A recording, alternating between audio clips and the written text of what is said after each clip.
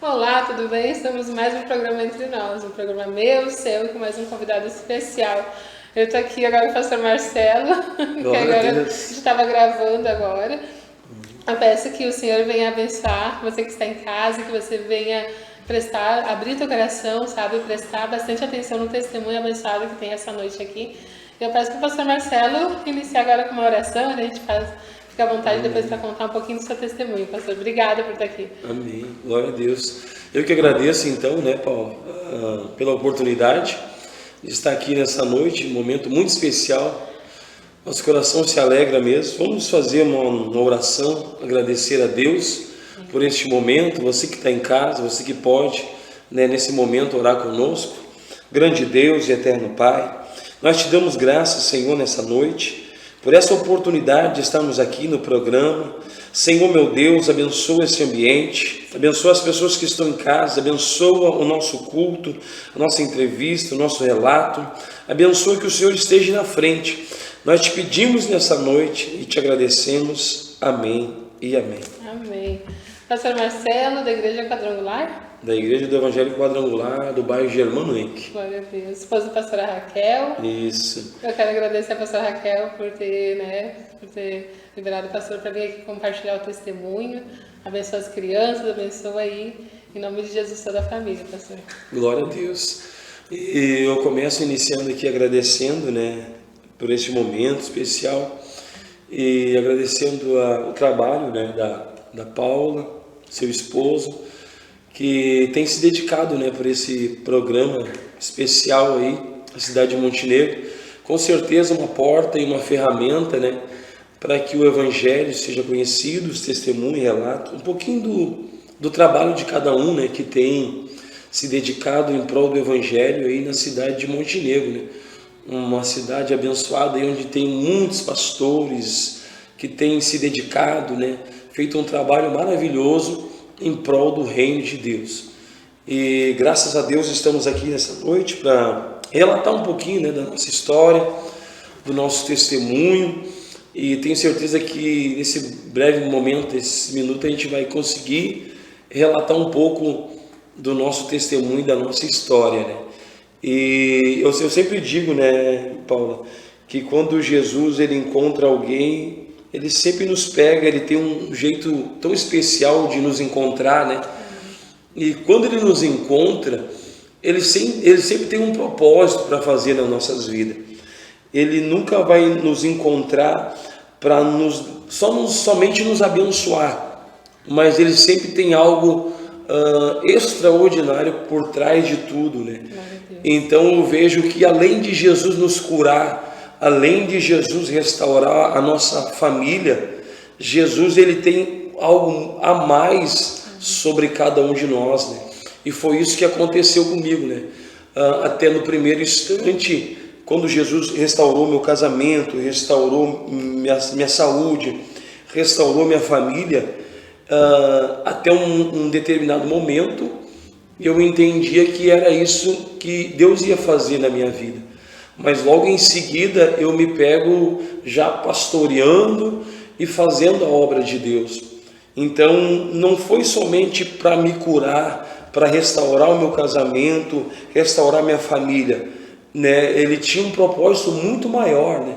É claro que a Bíblia vai dizer que os planos de Deus são bem maiores do que os nossos planos. Então ele pega, né, alguém que não é e faz ser alguém. Quando ele encontra Pedro, né, um dos discípulos, quando ele chama, Pedro está frustrado lavando as redes, mas num período ele pega o barco de Pedro emprestado, ele ensina a multidão do barco que era de Pedro, e logo após ele ensinar a multidão, ele chama Pedro novamente, né? Ele diz: Pedro, agora lança as redes em alto mar. E a Bíblia vai nos dizer então que Pedro olha para Jesus e diz: Jesus, havido pescar a noite toda, não apanhamos nada, mas conforme a tua palavra nós lançamos as redes. Jesus estava ensinando a Pedro que ele queria ensinar Pedro a pescar da forma dele. não da forma do entendimento de Pedro. E realmente, quando Pedro ele foi lançar as redes, a Bíblia diz então que ele pesca muitos peixes a ponto de outros colegas terem que ajudar aquela multidão de peixe. Mas quando Pedro ele vem com aquela manada, aquela multidão de peixe, eu creio que Jesus então olha para Pedro e diz assim: Pedro, eu não quero fazer você um pescador de peixe, mas sim um pescador de homens. Ou seja, Deus ele não quer só nos abençoar, mas Ele quer nos fazer ser um abençoador, né? Então hoje nós temos recebido de Deus essa autoridade de ganhar almas, essa autoridade de saquear o inferno e povoar o céu. E quando Pedro então a pescou conforme a palavra de Deus, a palavra de Jesus, na última passagem ali, no final do contexto, Jesus diz para ele: Pedro, não quero que você seja um pescador de peixe, mas sim um pescador de homens. E eu entendi, Paulo, que Jesus então tinha essa missão na minha vida. Não era somente me abençoar, né, prosperar minha vida, mas era me fazer um pescador de almas, né, ganhar almas para Jesus. E estamos nesse período hoje, vivendo um trabalho muito maravilhoso ali na igreja do Evangelho Quadrangular, no bairro Germano que Deus tem sido algo sobrenatural realmente nas nossas vidas, almas sendo alcançadas, trabalhos sendo feitos, Deus levantando líderes, pescadores de alma. E quando Jesus ele trabalhou realmente na minha vida, ele começou trabalhando na minha saúde, né, me regenerando, porque no período que nós encontramos Jesus, nós estávamos num período do mundo vivendo períodos críticos, né, nos encontrava em alcoolismo, droga e muitas coisas a mais que o mundo nos oferece. Então para nós aquilo ali era um prazer momentâneo, né, que alegrava por um período a nossa carne, né, um período momentâneo. Mas eu creio que não se compara o que a gente tem vivido hoje, né? O sobrenatural de Deus, né?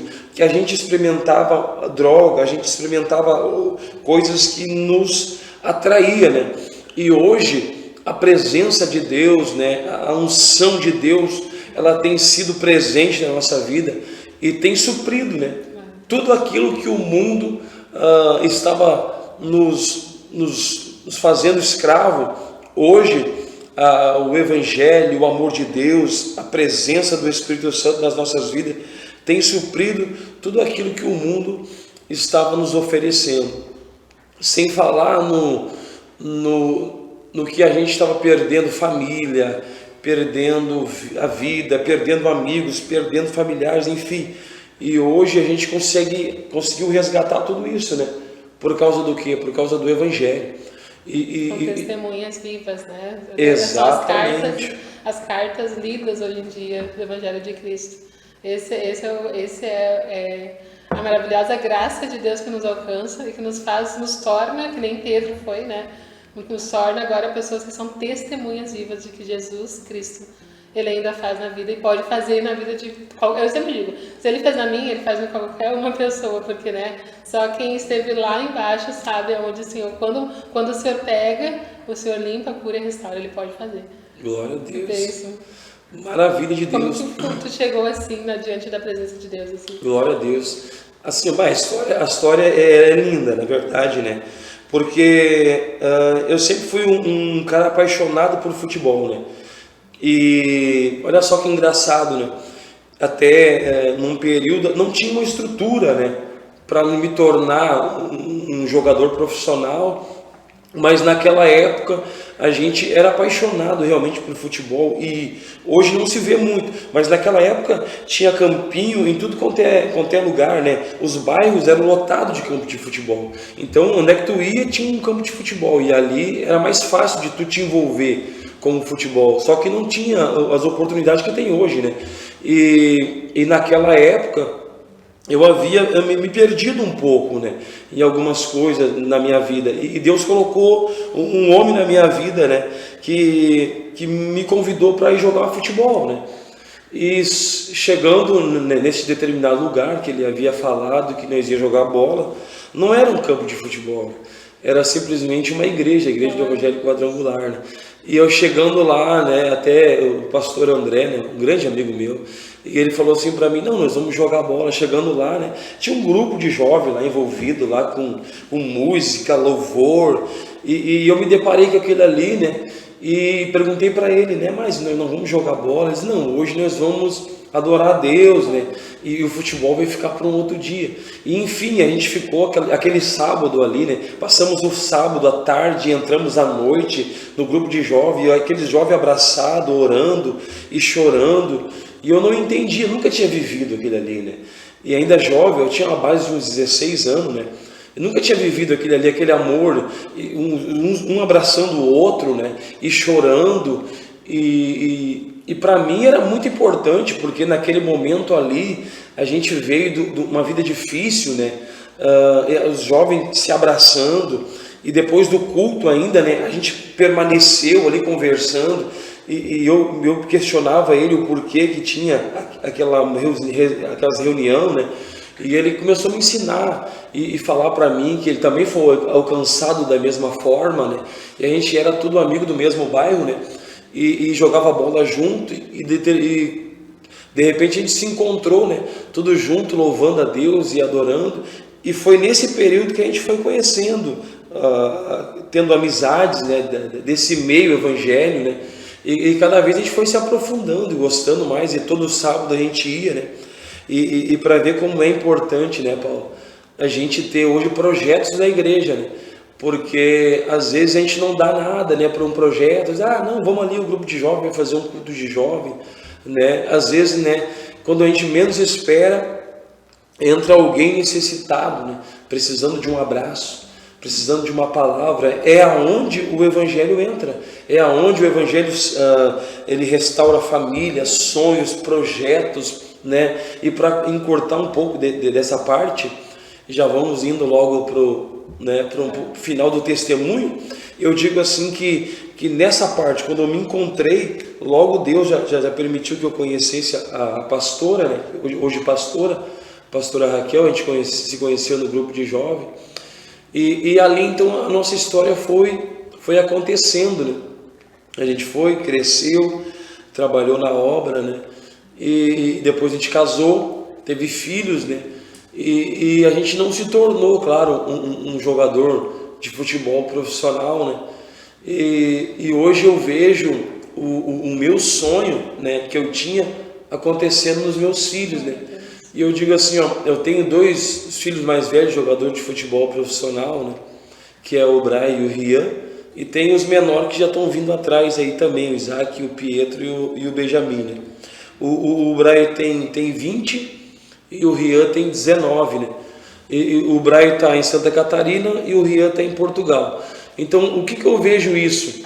Eu não tinha, Paula, uma estrutura, uma base familiar naquela época, para me projetar para um futuro de sucesso, né? Mas eu encontrei, através da palavra, uma base, né? E eu me tornei uma base para os meus filhos. Eu, a pastora Raquel, juntamente formamos uma família, e hoje o meu sonho estão sendo realizado na vida dos meus filhos, né? Porque o Evangelho faz isso. O Evangelho ele tem base, né? Base bíblica. O Evangelho ele tem estrutura, né? Eu sempre prego na igreja algo maravilhoso, né? Que quando Jesus, o próprio Deus, nos deixou um legado, né? De pai para filho, e quando a gente é uma família geracional, né? Que a tua geração, se ela não colocar um basta na maldição, né, ela vai permear gerações e gerações, né? Então, quando chega em você, e você tem a base bíblica, e você coloca por terra a maldição, né, quando chega na tua vida, você vai ser base para o teu futuro, para a geração que vem após a tua, né? Então, ali eu vejo isso nos meus filhos, né? que até mim, então, havia uma maldição que precisava ser quebrada, né? Se eu não me dobrasse e não conhecesse a palavra, o Evangelho, talvez a minha geração ia padecer, né? Mas após eu conhecer a verdade, né, então aquela maldição foi quebrada. E hoje eu consigo ver os meus sonhos sendo realizados nos meus filhos, né? Então o meu coração se alegra muito porque a gente conheceu o Evangelho e o Evangelho fez essa transformação, né? Eu vejo que não há transformação de homem para homem, mas eu vejo que há transformação de Deus para o homem, né?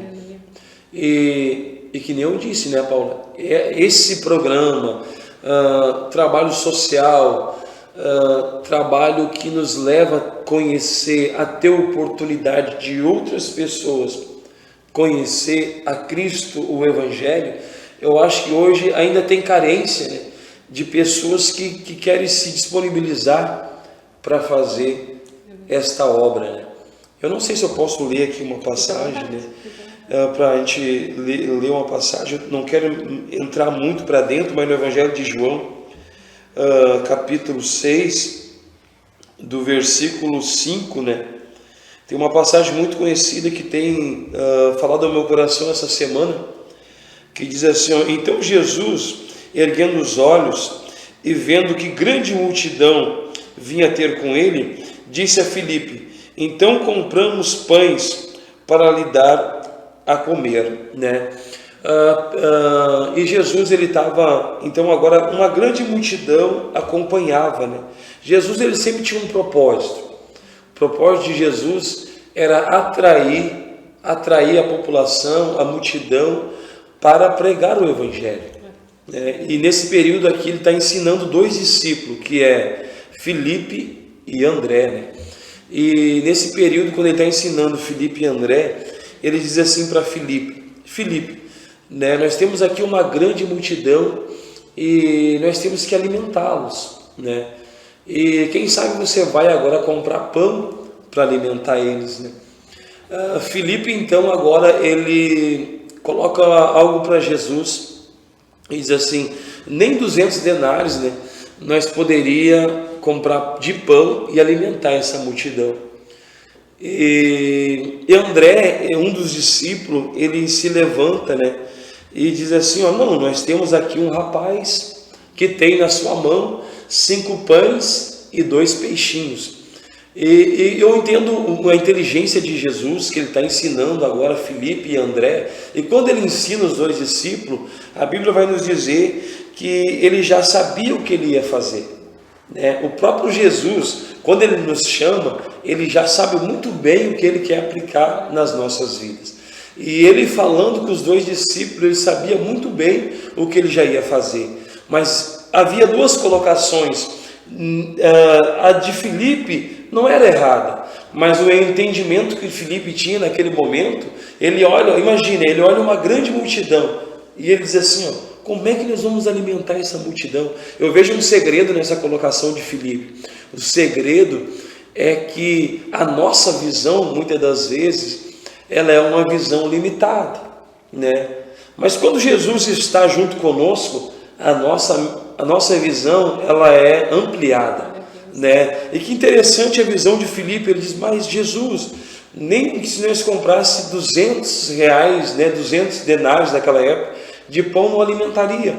Mas agora, olha a visão de André, diferente da de Filipe, né? Inteligente também. Olha, nós temos uma opção, nós temos aqui a visão de André, que diz assim, nós temos um rapaz, um menino que tem nas suas mãos 5 pães e 2 peixinhos. Uma colocação que eu posso colocar hoje para nós, o que nós temos nas mãos hoje, Paulo? Né? Hoje nós temos o programa, essa oportunidade, essa porta aberta da TV Mon, né? Talvez hoje para nós seria 5 pães e 2 peixinhos, né? Para alimentar a grande multidão da cidade de Montenegro, né? Hoje talvez nós olhamos e colocamos esses programas na mão de Jesus. Por quê? Porque naquele momento ali o próprio André diz assim para Jesus, ó, nós vamos colocar na mão de Jesus 5 pães e 2 peixinhos. E Jesus diz assim, então me traz esse menino aqui para mim. E aí ele organiza, né? Eu vejo uma organização nesse período. Ele vê a grande multidão e a Bíblia vai relatar que havia uma grande neblina naquele momento ali. Havia grande neblina. Jesus ele manda toda a multidão se abaixar, né? E quando ele manda a multidão se abaixar, ele pega aqueles pães, pega os peixes, levanta para cima e agradece a Deus. Ele diz assim, ó, Pai, eu te dou graças. Olha só um grande segredo, né? O que nós temos nas nossas mãos hoje é tudo aquilo que Jesus precisa das nossas vidas. Talvez você diz assim, ó, eu tenho uma empresa que está quase quebrando, eu tenho o meu ministério que talvez ainda não está ampliado, não está da forma que eu quero que esteja, eu tenho o meu trabalho, eu tenho a minha família, eu tenho meus filhos que talvez um deles está perdido nas drogas, eu tenho talvez uma filha que não é uma filha que está do jeito que eu queria que ela estivesse, que talvez eu queria que estivesse cursando uma faculdade. Então, hoje, o que nós temos nas nossas mãos é tudo que Jesus precisa, né, para fazer um grande milagre na nossa vida, na nossa história. E Jesus está dizendo assim, ó, eu quero ampliar a visão, né? Ampliando a visão, ele pegou e disse assim para a multidão, havia muita relva, muita neblina naquela época, ele dizia, vamos abaixar, vamos fazer com que toda a multidão agora se abaixe. E para nós entender, era mais de 5.000 homens, né? Sem contar as mulheres, né? Sem contar as mulheres e as crianças, né? Então eu creio que era uma enorme multidão. Jesus, Paulo, está nos ensinando e nos dizendo assim, ó, que para ele não há limites, né? Para nós, ser humano, limitados, nós somos que nem Filipe, nós somos limitados, né? A nossa limitação, o máximo que nós vamos chegar é até André, né? Dizer assim, olha, eu tenho isso aqui nas minhas mãos, é só o que eu tenho, né? Talvez hoje alguém vai dizer assim, ó, o empresário vai dizer, minha empresa está quase quebrando, mas quem sabe você coloca essa empresa na mão de Jesus, né? Ah, eu tenho na minha mão hoje somente o meu emprego, eu ganho um salário mínimo. Quem sabe você apresenta esse teu salário mínimo a Deus. O que Jesus fez, né? Ele disse assim, ó, Pai, eu te dou graças, né? Com 5 pães e 2 peixinhos. Jesus, ele era tão inteligente, Paulo, que ele disse assim, ó, agora que a multidão está alimentada, é claro que entrou o sobrenatural. Como é que vai entrar o sobrenatural nas nossas vidas? É só Jesus que pode fazer, da forma dele. Não é da forma que nós queremos. O entendimento nosso é limitado. Aí Filipe disse uma forma, André disse uma forma. Tem alguma coisa na mão, ele queria algo. Jesus ele é tão inteligente que ele quer que nós apresentamos algo para ele, né? Que nós apresentamos as nossas razões, a nossa causa. Se nós ler o livro de Isaías, capítulo 1, versículo 19, nos diz assim, ó, vinde e arrazoemos, apresentamos as nossas razões, nossas causas a ele, né? E ele diz assim, ó, se quiseres e me ouvires, comereis o bem dessa terra, né? Então eu vejo que hoje o que nós podemos fazer é apresentar tudo que nós temos na mão de Jesus. E quando nós apresentamos, ele vem e multiplica. Eu sempre digo, né? O muito sem Deus é nada, mas o pouco sem Deus é muito. O pouco, por mais que a gente olhe o pouco, a gente olha o que está na nossa mão, parece tão pouco. Parece tão mínimo, né? Aquele menino, imagino ele, eu só tenho isso, só tenho 5 pães e 2 peixinhos. Quando eu leio essa passagem, eu sempre penso que alguém tinha mais alguma coisa. Porque imagina, o pessoal sabia que Jesus orava, ensinava, às vezes o dia inteiro.